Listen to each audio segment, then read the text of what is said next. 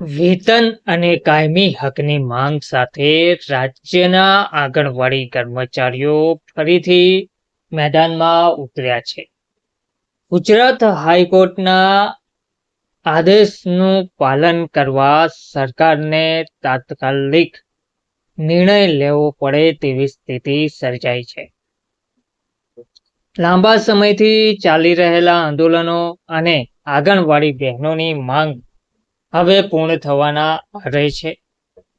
ઘણીવાર આંદોલન કર્યા, ઘણીવાર માંગ કરી હોવા છતાં અને સરકાર દ્વારા બાંહેધરી પણ આપી હોવા છતાં હજુ સુધી પગાર વધારો અને અન્ય માંગોનો ઉકેલ ના આવતા રાજ્યભરની આંગણવાડી બહેનો રોષે ભરાયા છે.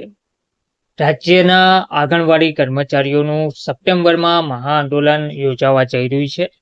વેતન અને કાયમી હકની માંગ ફરીથી ચર્ચામાં આવી છે. નમસ્કાર મિત્રો, સ્વાગત છે તમારું અમારી યુટ્યુબ ચેનલ. સરકાર તાત્કાલિક નિર્ણાયક બેઠક યોજીને તમામ પ્રશ્નોનો ઉકેલ લાવે તેવી આંગણવાડી બહેનોની માંગ છે. રાજ્યમાં આંગણવાડી વર્કર અને હેલ્પરો દ્વારા લાંબા સમયથી પડતર માંગણીઓ અને શોષણના વિરોધમાં આંદોલનના મંડાણ કરવામાં આવ્યા છે. ગુજરાત આંગણવાડી કર્મચારી સંગઠન centre of Indian trade union દ્વારા એક પત્રિકા જારી કરીને સપ્ટેમ્બર મહિનામાં મહાપડાવમાં જોડાવા માટે તમામ યુનિયન સભ્યો અને કર્મચારીઓને અપીલ કરવામાં આવી છે. સરકાર તાત્કાલિક નિર્ણાયક બેઠક યોજીને આ પ્રશ્નોનો ઉકેલ લાવે. કોરોના રસીકરણ, પોલિયો નાબૂદીમાં મહત્વની ભૂમિકા તેમજ સરકારના તમામ કાર્યક્રમોમાં 100% સહયોગ છતાં કર્મચારીઓનું શોષણ થઈ રહ્યું છે. તેઓને બીએલઓ, વસ્તી ગણતરી અને છેવટે કૂતરા ગણવાની કામગીરી સુધી પણ સોંપવામાં આવે છે.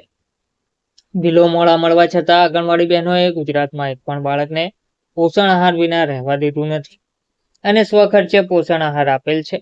2018 પછી કેન્દ્ર સરકારે વેતનમાં કોઈ વધારો કરેલ નથી. નામદાર ગુજરાત હાઈકોર્ટે વ્યાજબી પગાર નક્કી કરી આપ્યો હોવા છતાં સરકારે તે ચૂકવવાને બદલે સુપ્રીમ કોર્ટમાં અપીલ દાખલ કરી છે.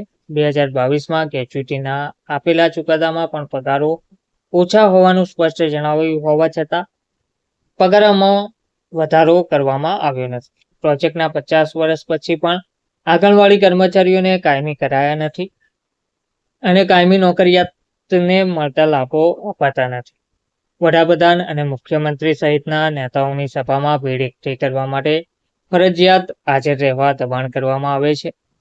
પત્રિકા દ્વારા જણાવવામાં આવ્યું છે કે બાળકો અને માતાની તેમને દયા પણ આવતી નથી અને કામનું સૌથી વધારે બોજ હોવા છતાં લઘુત્તમ વેતન પણ અપાતું નથી. હવે જોવાનું એ રહેશે કે સરકાર સપ્ટેમ્બરના આ મહાપડાવ પહેલા કોઈ નક્કર પગલાં લે છે કે કેમ, કે પછી આંગણવાડી બહેનોને ફરીથી આંગણવાડી સંગઠનને ફરીથી મહાઆંદોલનનો માર્ગ અપનાવવો પડે છે. ધન્યવાદ.